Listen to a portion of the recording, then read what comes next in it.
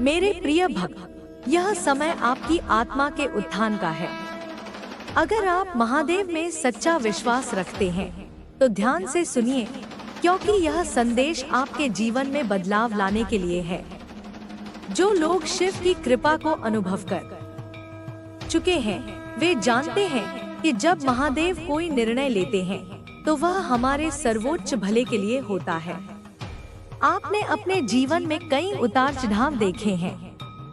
आपने कठिनाइयों का सामना किया है, आपने संघर्ष किया है, लेकिन अब समय आ गया है कि आप एक नए मार्ग पर कदम रखें। यह महादेव का संकेत है कि आप अपने पुराने जीवन से आगे बढ़े, एक नई यात्रा की शुरुआत करें। यह परिवर्तन सिर्फ बाहरी नहीं, बल्कि आंतरिक भी होगा। यह एक आध्यात्मिक जागरण है जो आपको आपके वास्तविक स्वरूप से परिचित कराएगा। परिवर्तन की शुरुआत। महादेव आपको एक नया अवसर दे रहे हैं। आप अपने पुराने स्थान, पुरानी परिस्थितियों और उन बंधनों को छोड़ने वाले हैं जो आपको रोक रहे थे। आपने लंबे समय तक संघर्ष किया है। अब समय आ गया है कि आप उन सभी सीमाओं को तोड़कर आगे बढ़े। क्या आपने कभी महसूस किया है कि कोई शक्ति आपको आगे बढ़ने से रोक रही है? क्या आपने कभी ऐसा सोचा है कि आप जितनी मेहनत कर रहे हैं, उसका पूरा परिणाम आपको नहीं मिल रहा? यह इसलिए है क्योंकि आप अभी तक उस स्थान पर हैं जो आपके भाग्य के अनुकूल नहीं है। लेकिन घबराइए मत, क्योंकि महादेव स्वयं आपको नई दिशा में ले जा रहे हैं। आपकी आत्मा के भीतर जो बेचैनी है, वह केवल एक संकेत है कि आप एक परिवर्तन के लिए तैयार हैं। वह परिवर्तन अब आपके द्वार पर खड़ा है। क्या आप इसे अपनाने के लिए तैयार हैं? शिव का मार्गदर्शन। महादेव केवल उन्हीं को चुनते हैं जो उनके आह्वान को सुनते हैं। उन्होंने आपको बुलाया है। इस बुलावे को अनदेखा मत कीजिए। यह एक नई सुबह की शुरुआत है। यह अवसर आपको आत्मिक रूप से सशक्त करेगा। याद रखिए, जब शिव कोई परिवर्तन लाते हैं तो वह केवल भौतिक नहीं होता, वह आध्यात्मिक होता है। आपकी सोच बदल रही है, आपका दृष्टिकोण बदल रहा है। जिन चीजों से आप पहले संतुष्ट थे, वे अब आपको छोटी लग रही हैं। यह इस बात का प्रमाण है कि आप एक नई ऊंचाई पर जाने के लिए तैयार हो चुके हैं। आपके चारों ओर जो नकारात्मकता थी, वह अब समाप्त होने वाली है। जो लोग आपको पीछे खींच रहे थे, वे स्वयं हट जाएंगे। क्योंकि जब शिव किसी को बुलाते हैं, तो कोई भी शक्ति उसे रोक नहीं सकती। संघर्ष और धैर्य। मैं जानता हूँ कि यह प्रक्रिया आसान नहीं होगी। जब आप अपने पुराने जीवन से बाहर निकलने लगते हैं, तो कई बार डर पैदा होता है। यह स्वाभाविक है। लेकिन याद रखें, जब पार्वती माता ने शिव को पाने के लिए कठिन तपस्या की थी, तब उन्हें भी कई परीक्षाओं से गुजरना पड़ा था। संघर्ष का अर्थ यह नहीं है कि आप असफल हो रहे हैं। संघर्ष का अर्थ है कि आप एक नई शक्ति में परिवर्तित हो रहे हैं। जैसे लोहा आग में तपकर कुंदन बनता है, वैसे ही आपकी आत्मा भी इस समय तप रही है। हर रात के बाद एक नई सुबह आती है। हर परीक्षा के बाद एक आशीर्वाद छिपा होता है। महादेव आपको उस स्थान पर ले जा रहे हैं जहां आप अपने वास्तविक स्वरूप को जान सके। भविष्य की ओर बढ़ना। अब यह निर्णय आपको लेना है। क्या आप इस परिवर्तन को अपनाने के लिए तैयार हैं? क्या आप अपने पुराने बंधनों से मुक्त होकर आगे बढ़ने के लिए तैयार हैं? यह निर्णय आपका है, लेकिन याद रखिए, महादेव ने पहले ही आपकी राह बना दी है। जो भी आपके मार्ग में बाधा बन रहा था, वह अब हटने वाला है। जिन दरवाजों को बंद किया गया था, वे अब खुलने वाले हैं। आपको बस अपनी आस्था को मजबूत रखना है। आशीर्वाद और सुरक्षा। महादेव कहते हैं, डरो मत, मैं तुम्हारे साथ हूँ। जब तुम अंधेरे में होगे तब मैं तुम्हारा प्रकाश बनूंगा। जब तुम असमंजस में होगे तब मैं तुम्हारा मार्गदर्शन करूंगा। जब तुम थक जाओगे तब मैं तुम्हें अपनी शक्ति दूंगा। बस मुझ पर विश्वास रखो। जो लोग आप पर संदेह कर रहे थे वे अब आपके बदलाव को देखेंगे। जो आपको रोकने की कोशिश कर रहे थे वे अब स्वयं पीछे हट जाएंगे। यह समय आपके लिए बनाया गया है। आपको केवल अपने हृदय की आवाज सुननी है, वह आवाज जो कह रही है कि समय आ गया है आगे बढ़ने का, अपने आशीर्वाद को प्राप्त करने का। ध्यान और प्रार्थना। अब आइए महादेव की कृपा के लिए ध्यान करें। अपनी आंखें बंद करें और उनका ध्यान करें। महसूस करें कि शिव आपके सामने हैं, आपको आशीर्वाद दे रहे हैं। हे महादेव, हमें वह शक्ति दो कि हम आपके द्वारा दिखाए गए मार्ग पर चल सकें। हमें वह साहस दो कि हम अपने पुराने भय को छोड़ सकें। हमें वह आस्था दो कि हम अंधकार में भी आपकी रोशनी देख सकें। हे महादेव, हम अपने संपूर्ण अस्तित्व के साथ आपके चरणों में समर्पित होते हैं। हमें अपनी कृपा से भर दो, हमें अपने आशीर्वाद से नवाजो। हम आपकी शरण में हैं, हमें अपनी छाया में सुरक्षित रखो। समाप्ति। प्रिय भक्तों, यह समय आपका है, यह परिवर्तन आपका है। इसे स्वीकार कीजिए, इसे अपनाइए। महादेव ने आपके लिए जो मार्ग तैयार किया है उस पर चलिए। यह यात्रा कठिन हो सकती है, लेकिन यह आपको आपकी नियति तक अवश्य पहुंचाएगी। अब यदि आप महादेव में विश्वास रखते हैं तो इस संदेश को अपने हृदय में स्थान दीजिए। इसे अपने जीवन में उतारिए, क्योंकि जब शिव की कृपा होती है तो कोई भी शक्ति आपको रोक नहीं सकती। ओम नमः शिवाय। शिव के आशीर्वाद से जीवन का हर नया दिन एक नई सीख लेकर आता है। जब कोई सच्चे हृदय से महादेव को पुकारता है तो वे उत्तर अवश्य देते हैं। यह उत्तर कभी संकेत के रूप में होता है, कभी किसी अनुभव के रूप में और कभी किसी व्यक्ति के माध्यम से। लेकिन यह निश्चित है कि जब कोई उनकी शरण में आता है तो उसे मार्गदर्शन अवश्य मिलता है। आपने भी महसूस किया होगा कि जब जब आप कठिनाइयों में होते हैं तब कोई ना कोई राह निकल ही आती है। वह राह अचानक बन जाती है, लोग सहायता के लिए आ जाते हैं, परिस्थितियां अपने आप अनुकूल होने लगती हैं। यह सब संयोग नहीं, बल्कि शिव की कृपा का ही चमत्कार है। जब हम उन पर भरोसा रखते हैं तो वे कभी हमें निराश नहीं होने देते। महादेव का मार्ग सरल नहीं है, लेकिन यह सबसे सच्चा और शक्तिशाली मार्ग है। यह मार्ग हमें हमारी आत्मा की गहराई तक ले जाता है। यह हमें स्वयं से जोड़ता है, हमें यह एहसास कराता है कि हम केवल यह शरीर नहीं हैं, हम इस भौतिक दुनिया से परे हैं। हम एक आत्मा है जिसका संबंध सीधे शिव से है। जब यह एहसास होता है तब जीवन में कोई भय नहीं रहता। भय केवल अज्ञानता से उपजता है। जब हमें यह पता चलता है कि महादेव हमारे साथ हैं, तब कोई भी परिस्थिति हमें डरा नहीं सकती, कोई भी बाधा हमें रोक नहीं सकती। हम उस अग्नि के समान बन जाते हैं जो स्वयं को जलाकर भी प्रकाश फैलाती है। इस संसार में हर किसी का एक उद्देश्य होता है। महादेव ने हमें किसी कारण से यहाँ भेजा है, लेकिन कई बार हम अपने जीवन के उद्देश्य को भूल जाते हैं। हम सांसारिक चिंताओं में उलझ जाते हैं। हमें यह याद रखना होगा कि हमारा वास्तविक कार्य क्या है। हमें उस कार्य को पूरा करना है जिसके लिए हमें यहाँ भेजा गया है। लेकिन यह मार्ग आसान नहीं होगा।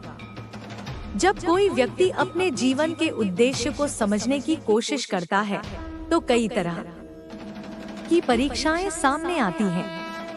ये परीक्षाएं हमें कमजोर बनाने के लिए नहीं, बल्कि हमें और अधिक मजबूत करने के लिए होती हैं। जैसे सोना आग में तपकर और अधिक शुद्ध होता है, वैसे ही हम भी संघर्षों से गुजरकर और अधिक शक्तिशाली बनते हैं। जो लोग महादेव के मार्ग पर चलते हैं, वे किसी भी परिस्थिति में विचलित नहीं होते। वे जानते हैं कि हर कठिनाई के पीछे कोई न कोई कारण छिपा होता है। जब शिव हमें किसी चीज से दूर करते हैं, तो इसका अर्थ है कि वह चीज हमारे लिए सही नहीं थी। जब वे हमें किसी नई राह पर ले जाते हैं, तो इसका अर्थ है कि वही राह हमारे लिए उचित है। हमारी सबसे बड़ी परीक्षा यह होती है कि क्या हम उनकी योजना पर भरोसा कर सकते हैं। क्या हम यह स्वीकार कर सकते हैं कि जो कुछ भी हो रहा है वह हमारे सर्वोच्च हित में हो रहा है। जब हम यह समझ जाते हैं, तब जीवन में कोई भी चीज हमें दुखी नहीं कर सकती। शिव हमें सिखाते हैं कि जीवन परिवर्तनशील है, कुछ भी स्थायी नहीं है। न सुख, न दुख, न सफलता, न असफलता, सब कुछ एक लहर के समान आता और चला जाता है। लेकिन जो व्यक्ति शिव के प्रति अटूट विश्वास रखता है, वह इन बदलावों से प्रभावित नहीं होता। वह जानता है कि हर परिस्थिति एक सबक है, हर अनुभव हमें कुछ न कुछ सिखाने के लिए आता है। महादेव का एक महत्वपूर्ण संदेश यह भी है कि हमें अपने अहंकार को त्यागना होगा। अहंकार ही वह बाधा है जो हमें हमारी वास्तविकता से दूर कर देता है। जब तक अहंकार बना रहेगा, तब तक हम शिव के निकट नहीं आ सकते। शिव स्वयं त्याग के प्रतीक हैं। वे सब कुछ छोड़कर कैलाश में ध्यानमग्न रहते हैं। वे हमें सिखाते हैं कि जो वास्तव में शक्तिशाली होता है, उसे बाहरी चीजों की आवश्यकता नहीं होती। अगर आप भी शिव की कृपा पाना चाहते हैं, तो सबसे पहले अपने मन को शुद्ध कीजिए। अपने हृदय से अहंकार, ईर्ष्या, क्रोध और द्वेष को निकालिए। जब मन शुद्ध होगा, तब शिव स्वयं आपके हृदय में प्रकट होंगे। अब समय आ गया है कि आप अपने जीवन के हर क्षण को महादेव के प्रति समर्पित करें। जब आप कोई कार्य करें, तो यह सोचें कि क्या यह कार्य शिव को प्रिय होगा। जब आप किसी से बात करें, तो सोचें कि क्या आपकी वाणी में शिव का धैर्य और करुणा है। जब आप कोई निर्णय लें, तो सोचें कि क्या यह निर्णय शिव के मार्ग के अनुरूप है। अगर आप ऐसा करने लगे, तो धीरे धीरे आप पाएंगे कि आपके जीवन में एक अद्भुत शांति आ रही है। परेशानियां होंगी, लेकिन वे आपको प्रभावित नहीं करेंगी। आप हर स्थिति में स्थिर रहेंगे, जैसे कैलाश पर्वत हर परिस्थिति में अडिग खड़ा रहता है। महादेव आपको बुला रहे हैं। यह संकेत है कि अब आपको अपने पुराने जीवन को छोड़कर एक नई यात्रा पर निकलना है। यह यात्रा आत्मखोज की यात्रा होगी। यह यात्रा आपको आपके वास्तविक स्वरूप से परिचित कराएगी। अब यह निर्णय आपको लेना है, क्या आप इस आह्वान को स्वीकार करेंगे? क्या आप शिव के मार्ग पर चलने के लिए तैयार हैं? अगर आपका उत्तर हाँ है, तो आज से ही एक नया संकल्प लें।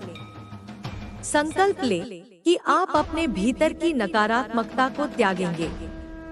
संकल्प लें कि आप अपने जीवन में शिव के गुणों को धारण करेंगे। संकल्प लें कि आप हर परिस्थिति में अडिग रहेंगे, जैसे महादेव स्वयं हर परिस्थिति में शांत और स्थिर रहते हैं।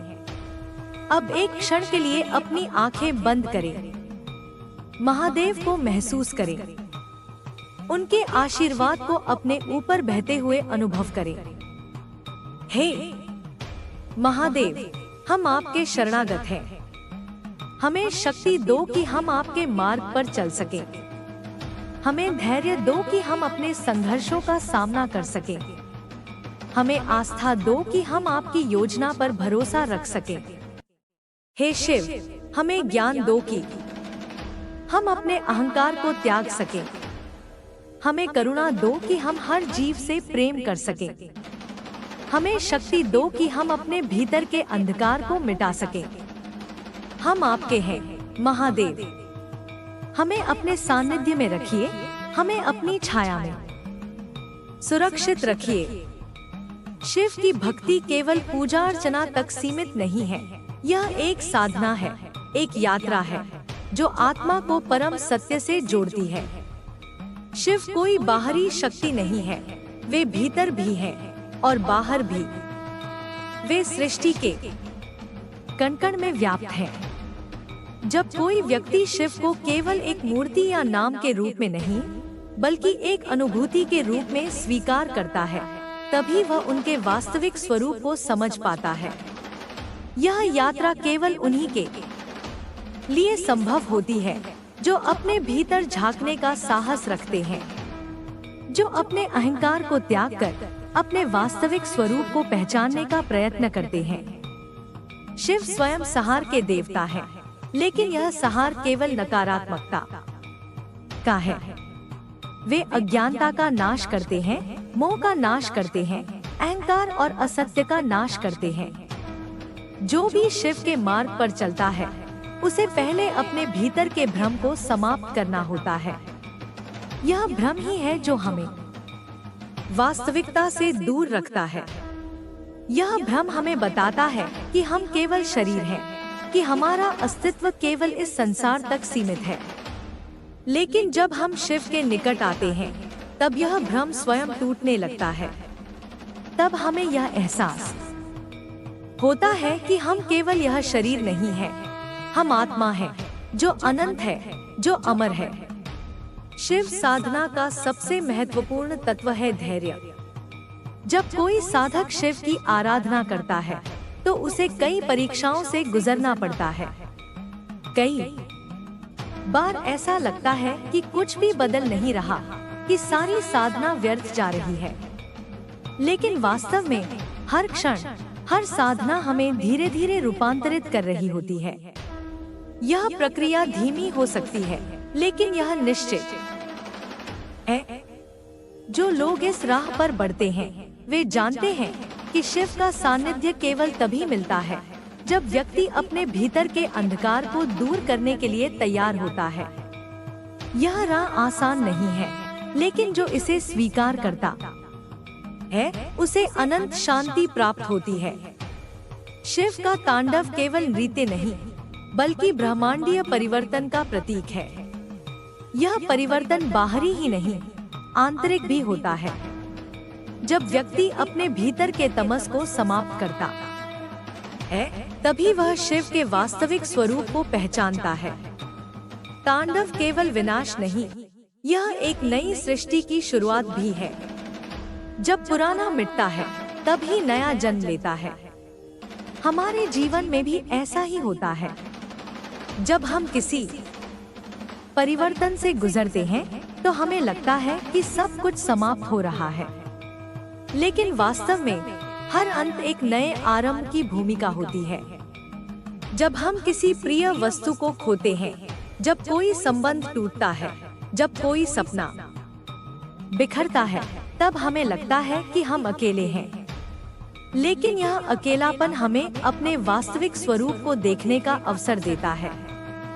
यह हमें सिखाता है कि हमारी सबसे बड़ी शक्ति हमारे भीतर है, बाहर नहीं। शिव हमें यह भी सिखाते हैं कि सच्चा प्रेम वही होता है जिसमें कोई अपेक्षा न हो। पार्वती ने शिव को पाने के लिए कठिन तपस्या की, लेकिन यह तपस्या केवल शिव को प्राप्त करने के लिए नहीं थी, यह स्वयं को रूपांतरित करने की यात्रा थी। जब उन्होंने अपने भीतर के तमस को समाप्त किया, तब वे शिव के समकक्ष हो सकी। प्रेम केवल प्राप्ति नहीं, यह समर्पण भी है। जब व्यक्ति अपने प्रिय के लिए अपने अहंकार का त्याग करता है, तभी वह प्रेम के वास्तविक स्वरूप को समझता है। शिव पार्वती का संबंध केवल पति पत्नी का संबंध नहीं, यह दो आत्माओं का मिलन है जो एक दूसरे को पूर्ण बनाते हैं। शिव योग का मार्ग भी यही सिखाता है। यह हमें अपने भीतर की ऊर्जा को जागृत करने की विधि सिखाता है। जब कुंडलिनी शक्ति जागृत होती है तो व्यक्ति अपनी सीमाओं से परे चला जाता है। वह अपने भीतर के शिव को पहचानता है। यह कोई साधारण प्रक्रिया नहीं है। इसके लिए अनुशासन, धैर्य और निष्ठा आवश्यक है। शिव का एक और महत्वपूर्ण संदेश यह है कि जीवन में संतुलन होना चाहिए। वे अर्धनारीश्वर के रूप में यह सिखाते हैं कि स्त्री और पुरुष दोनों समान हैं, दोनों एक दूसरे के बिना अधूरे हैं। जब तक यह संतुलन नहीं होता, तब तक सृष्टि भी अपूर्ण रहती है। यह संतुलन केवल भौतिक स्तर पर नहीं, मानसिक और आध्यात्मिक स्तर पर भी आवश्यक है। जो लोग शिव की साधना करते हैं, वे जानते हैं कि यह केवल पूजा तक सीमित नहीं है, यह उनके जीवन का एक अंग बन जाती है। वे हर परिस्थिति में शिवत्व को धारण करने का प्रयास करते हैं। वे किसी भी कठिनाई में विचलित नहीं होते। वे जानते हैं कि हर समस्या एक परीक्षा है जो उन्हें और अधिक सशक्त बनाएगी। महादेव की कृपा उन्हीं को मिलती है जो स्वयं को उनकी भक्ति में पूर्णतः समर्पित कर देते हैं। यह समर्पण बाहरी नहीं, आंतरिक होता है। यह कोई दिखावा नहीं, यह एक अनुभूति है। जब व्यक्ति शिव को केवल एक देवता के रूप में नहीं, बल्कि अपने अस्तित्व का हिस्सा मानता है, तब वह सच्चे अर्थों में शिव के मार्ग को समझता है। शिव हमें यह भी सिखाते हैं कि कोई भी व्यक्ति पूर्ण नहीं होता, लेकिन हर व्यक्ति स्वयं को रूपांतरित कर सकता है। कोई भी व्यक्ति अपने भीतर के अज्ञानता के अंधकार को समाप्त कर सकता है। कोई भी व्यक्ति अपने भीतर के शिव को जागृत कर सकता है। अब यह हम पर निर्भर करता है कि क्या हम इस आह्वान को स्वीकार करेंगे। क्या हम अपने भीतर की यात्रा शुरू करेंगे? क्या हम अपने अहंकार, अपने भय, अपनी सीमाओं को छोड़कर स्वयं को शिव को समर्पित करेंगे? यह निर्णय केवल हमारा है, लेकिन अगर हम यह निर्णय लेते हैं तो हमें यह विश्वास रखना होगा कि शिव हमें कभी निराश नहीं करेंगे। वे हमें हर परिस्थिति में मार्गदर्शन देंगे। वे हमें हर कठिनाई में शक्ति देंगे। अब समय आ गया है कि हम अपने भीतर झांकें, कि हम अपने वास्तविक स्वरूप को पहचानें। अब समय आ गया है कि हम शिव की साधना को केवल एक अनुष्ठान न माने, बल्कि इसे अपने जीवन का आधार बनाएं। हे महादेव, हमें शक्ति दो कि हम आपके मार्ग पर अडिग रह सकें। हमें आस्था दो कि हम हर परिस्थिति में धैर्य बनाए रख सकें। हमें प्रेम दो कि हम हर जीव से करुणा और सहानुभूति रख सकें। हे शिव, हमें ज्ञान दो कि हम अपने भीतर की ऊर्जा को पहचान सकें। हमें साहस दो कि हम अपने अज्ञानता के अंधकार को मिटा सकें। हम आपके हैं महादेव, हमें अपने चरणों में स्थान दो। हमें अपनी कृपा से अनुग्रहित करो।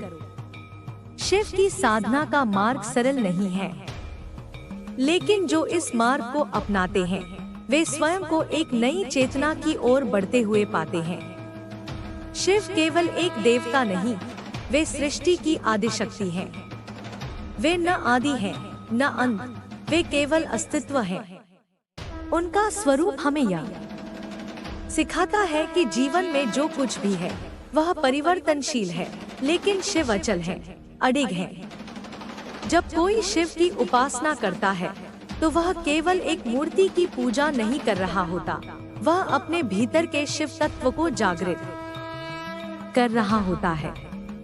यह जागृति उसे सांसारिक बंधनों से मुक्त कर सकती है, परंतु यह मुक्ति तभी संभव है जब व्यक्ति अपने भीतर के भय, लोभ, मोह और अज्ञानता को समाप्त करने के लिए तैयार हो। शिव के मार्ग पर चलने वालों को कई परीक्षाओं का सामना करना पड़ता है। यह मार्ग सरल नहीं बल्कि कठोर है। इसमें त्याग है, तपस्या है, लेकिन इस मार्ग की सबसे बड़ी विशेषता यह है कि यह व्यक्ति को उसकी वास्तविकता से परिचित कराता है। शिव की साधना करने वाला साधक जानता है कि यह संसार एक माया है, एक भ्रम है, और जब यह भ्रम टूटता है तभी व्यक्ति शिव की कृपा को वास्तविक रूप में अनुभव कर सकता है। शिव की साधना केवल जप, ध्यान और पूजा तक सीमित नहीं, यह जीवन जीने की एक कला है। जो व्यक्ति शिव के मार्ग को अपनाता है वह जानता है कि हर परिस्थिति में उसे स्थिर रहना है। चाहे कितना भी बड़ा संकट क्यों न आ जाए, चाहे कितनी भी कठिनाइयाँ क्यों न आए, उसे विचलित नहीं होना है। शिव का स्वरूप हमें यह सिखाता है कि प्रेम और वैराग्य एक ही सिक्के के दो पहलू हैं। शिव प्रेम के देवता हैं। वे माता पार्वती से असीम प्रेम करते हैं, लेकिन साथ ही वे वैराग्य के भी प्रतीक हैं। उनका संन्यास, उनकी तपस्या, उनका एकांत यह दर्शाता है कि सच्चा प्रेम वही होता है जिसमें कोई बंधन न हो। प्रेम वही है जो स्वतंत्रता देता है, जो आत्मा को बांधता नहीं बल्कि मुक्त करता है। शिव हमें यह भी सिखाते हैं कि सच्चा ज्ञान वही है जो अहंकार को समाप्त कर दे। जब तक व्यक्ति अपने ज्ञान पर गर्व करता है तब तक वह अज्ञानता में ही रहता है, लेकिन जब वह यह समझता है कि उसके ज्ञान की भी एक सीमा है तभी वह सच्चे ज्ञान की ओर अग्रसर होता है। जो लोग शिव की शरण में आते हैं वे जानते हैं कि शिव सरल है, सहज है। वे किसी भी प्रकार के आडंबर को पसंद नहीं करते। उनकी पूजा में विधियों की जटिलता नहीं बल्कि सच्ची भक्ति की आवश्यकता होती है। वे केवल श्रद्धा और समर्पण के भूखे हैं। शिव का डमरू ब्रह्मांड की नाद है। जब यह नाद गुंजायमान होता है तो सृष्टि में ऊर्जा प्रवाहित होती है। यह नाद हमें यह भी याद दिलाता है कि हम भी इसी ऊर्जा का हिस्सा हैं। हम केवल शरीर नहीं, हम भी एक चेतना है जो अनंत ब्रह्मांड में प्रवाहित हो रही है। शिव के त्रिशूल के 3 शूल हमें यह सिखाते हैं कि हमें 3 प्रमुख विकारों काम, क्रोध और लोभ पर विजय पानी होगी। जब तक ये विकार हमारे भीतर रहते हैं तब तक हम अपने वास्तविक स्वरूप को नहीं पहचान सकते, लेकिन जब हम इन विकारों को त्याग देते हैं तब हमें आत्म साक्षात्कार होता है। शिव की तीसरी आंख केवल विनाश की प्रतीक नहीं बल्कि जागृति की भी प्रतीक है। जब यह आंख खुलती है तो अज्ञानता समाप्त हो जाती है। यह संकेत देती है कि जब व्यक्ति अपनी आत्मिक चेतना को जागृत करता है तभी वह सच्चा ज्ञान प्राप्त कर सकता है। शिव के गले में बसा हुआ विष हमें यह सिखाता है कि जीवन में कई बार हमें कठिनाइयों को स्वीकार करना पड़ता है। जब समुद्र मंथन हुआ तो अमृत और विष दोनों निकले। देवताओं ने अमृत को ग्रहण कर लिया, लेकिन विष को ग्रहण करने के लिए कोई तैयार नहीं था। तब शिव ने उसे अपने कंठ में धारण किया। यह हमें यह सिखाता है कि जीवन में कई बार हमें विषम परिस्थितियों को सहन करना पड़ता है, लेकिन यदि हम शिवत्व को धारण करते हैं तो हम इन परिस्थितियों से प्रभावित नहीं होते। शिव का रुद्र रूप हमें यह बताता है कि जीवन में विनाश भी आवश्यक है, लेकिन यह विनाश केवल नकारात्मकता का होना चाहिए। जब हम अपने भीतर के नकारात्मक विचारों को समाप्त कर देते हैं, जब हम अपने भीतर के अंधकार को दूर कर देते हैं, तभी हम एक नए प्रकाश की ओर बढ़ सकते हैं। शिव और शक्ति का मिलन यह दर्शाता है कि सृष्टि में संतुलन आवश्यक है। शिव शक्ति के बिना अधूरे हैं और शक्ति शिव के बिना अधूरी है। जब यह दोनों तत्व एक साथ आते हैं तभी सृजन होता है, तभी ब्रह्मांड में ऊर्जा प्रवाहित होती है। शिव तत्व को समझने के लिए केवल तर्क और ज्ञान पर्याप्त नहीं, इसके लिए अनुभव आवश्यक है। जब कोई व्यक्ति शिव को अनुभव करता है, तब वह जानता है कि शिव केवल एक नाम नहीं, बल्कि एक अवस्था है। यह अवस्था हमें मुक्ति की ओर ले जाती है। शिव हमें यह भी सिखाते हैं कि सच्चा तप वही है जो हमें भीतर से रूपांतरित करे। यह तप केवल शारीरिक नहीं, मानसिक और आत्मिक भी होना चाहिए। जब व्यक्ति अपने विचारों को शुद्ध करता है, जब वह अपने कर्मों को शुद्ध करता है, तभी वह शिव के निकट आता है। शिव का ध्यान करने से व्यक्ति के भीतर एक विशेष प्रकार की ऊर्जा उत्पन्न होती है।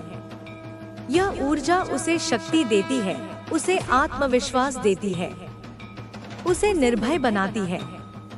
जब कोई व्यक्ति शिव का ध्यान करता है, तो उसे यह अनुभव होता है कि वह अकेला नहीं, बल्कि स्वयं शिव उसके साथ है। शिव का संदेश सरल है, स्वयं को जानो। जब हम स्वयं को जान लेते हैं, जब हम अपने वास्तविक स्वरूप को पहचान लेते हैं, तब हमें यह समझ में आता है कि शिव हमारे भीतर ही है। शिव केवल एक देवता नहीं, बल्कि संपूर्ण चेतना का प्रतीक है। वे उस स्थिति का प्रतिनिधित्व करते हैं जहां न कोई आदि है और न कोई अंत। वे सृष्टि, पालन और संहार तीनों के स्वामी हैं। जो व्यक्ति शिव के मार्ग पर चलता है, वह जानता है कि यह मार्ग केवल भक्ति का नहीं, बल्कि आत्मबोध और मुक्ति का भी है। शिव के साधक को इस संसार की अस्थिरता का आभास होता है और वह जानता है कि सच्चा सुख केवल आत्मज्ञान में है। शिव को सन्यासी भी कहा जाता है और गृहस्थ भी। वे पर्वतराज की पुत्री पार्वती के प्रियतम हैं, लेकिन साथ ही वे दिगंबर भी हैं। उनका यह स्वरूप हमें यह सिखाता है कि जीवन में संतुलन कितना आवश्यक है। जब तक व्यक्ति भौतिक सुखों में उलझा रहता है, तब तक वह अपने भीतर के आनंद को नहीं पहचान पाता। लेकिन जब वह इन सुखों को एक साधन मात्र मानकर जीवन जीता है, तब वह शिवत्व को प्राप्त कर सकता है। शिव की साधना में भक्ति, ज्ञान और ध्यान तीनों का महत्व है। केवल बाहरी पूजन से कोई शिव को प्राप्त नहीं कर सकता, जब तक कि उसके भीतर शिवत्व का भाव न जागे। शिव को पाने के लिए व्यक्ति को अपने भीतर की बुराइयों को नष्ट करना होता है, अपने भीतर के अंधकार को मिटाना होता है।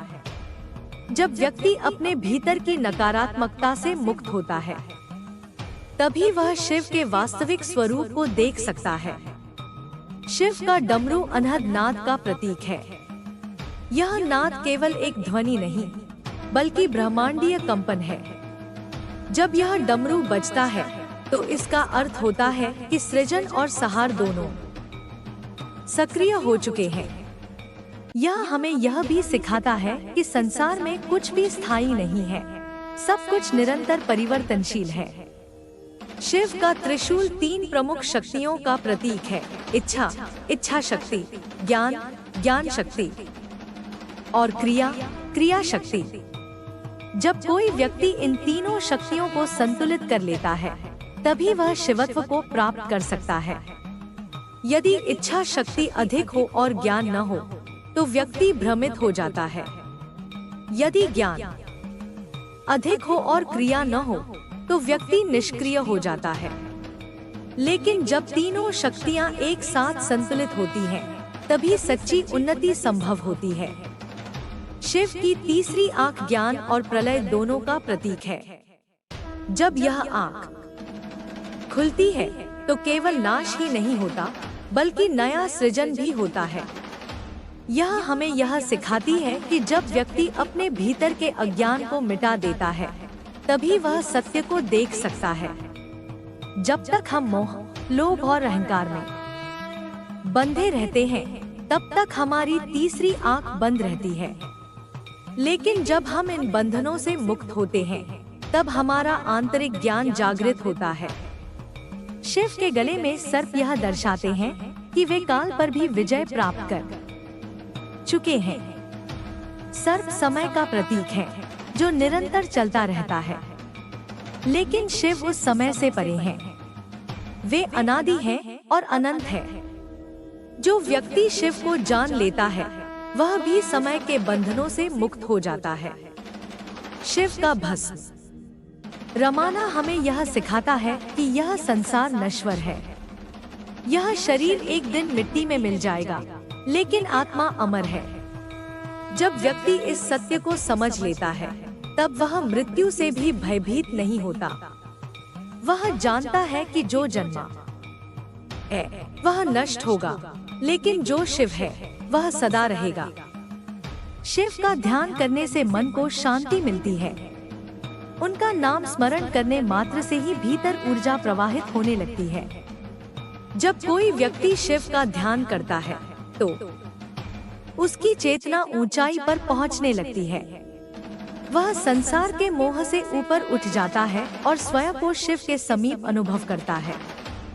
शिव और शक्ति का मिलन यह दर्शाता है कि सृजन तभी संभव है जब दोनों शक्तियां एक साथ हों। शिव बिना शक्ति के केवल निष्क्रिय चेतना है और शक्ति बिना शिव के केवल अनियंत्रित ऊर्जा। जब दोनों का संगम होता है तभी सृष्टि चलती है। यह हमें यह भी सिखाता है कि जीवन में संतुलन कितना आवश्यक है। शिव को औघड़ भी कहा जाता है क्योंकि वे किसी भी प्रकार के बाह्य आडंबर को नहीं मानते। वे सरल हैं, सहज हैं, लेकिन वे कठोर भी हैं। वे अपने भक्तों को उनकी परीक्षा लेते हैं, लेकिन जो उनकी परीक्षा में सफल होता है उसे वे सब कुछ प्रदान कर देते हैं। शिव के बारे में कहा जाता है कि वे केवल श्रद्धा से प्रसन्न होते हैं। उन्हें किसी विशेष पूजा पाठ की आवश्यकता नहीं। वे केवल सच्चे हृदय की भक्ति को स्वीकार करते हैं। उनके भक्त चाहे किसी भी रूप में उनकी आराधना करें, यदि उनकी भक्ति सच्ची है तो शिव उनकी पुकार अवश्य सुनते हैं। शिव का संसार केवल कैलाश तक सीमित नहीं, वे प्रत्येक कण में व्याप्त हैं। वे सृष्टि के कण कण में बसे हैं। जब कोई व्यक्ति इस सत्य को पहचान लेता है तब उसे किसी बाहरी खोज की आवश्यकता नहीं होती। वह जान जाता है कि शिव उसके भीतर ही विराजमान है। शिव का रुद्र रूप हमें यह सिखाता है कि कभी कभी विनाश आवश्यक होता है।